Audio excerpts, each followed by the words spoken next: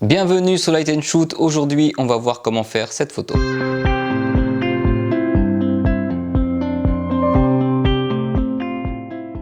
Quand je fais des séances photo perso en studio, il m'arrive très souvent de ne pas les préparer. Je demande au modèle de ramener un tas de trucs et on pioche dedans. Ce jour-là, Eva avait ramené une boucle d'oreille rouge qui m'inspirait pas mal.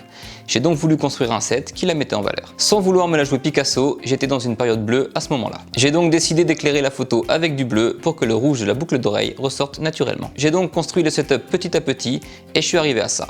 4 flashs et je vais t'expliquer pourquoi. J'ai commencé par mettre de la fumée et poser l'ambiance bleue. J'ai mis 2 flashs à l'arrière avec des bols standards et des gélatines bleues. Le flash de droite est dirigé face à moi et il me donne une très belle entrée de lumière sur la photo.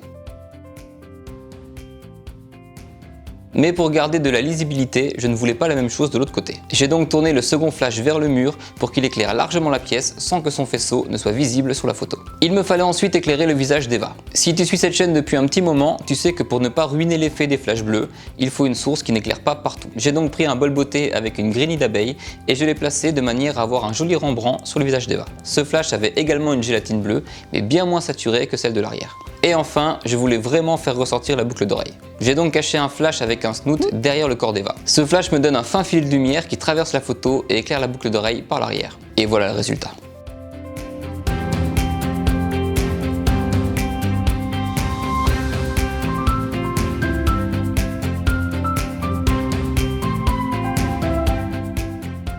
En fin de série, j'ai déplacé le bol beauté de manière un peu plus frontale pour voir ce que ça donnait.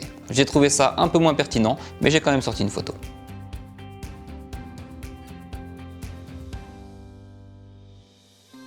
Je tenais une fois de plus à vous remercier parce que cette chaîne marche de mieux en mieux et qu'elle devient carrément un outil pour moi pour pouvoir travailler.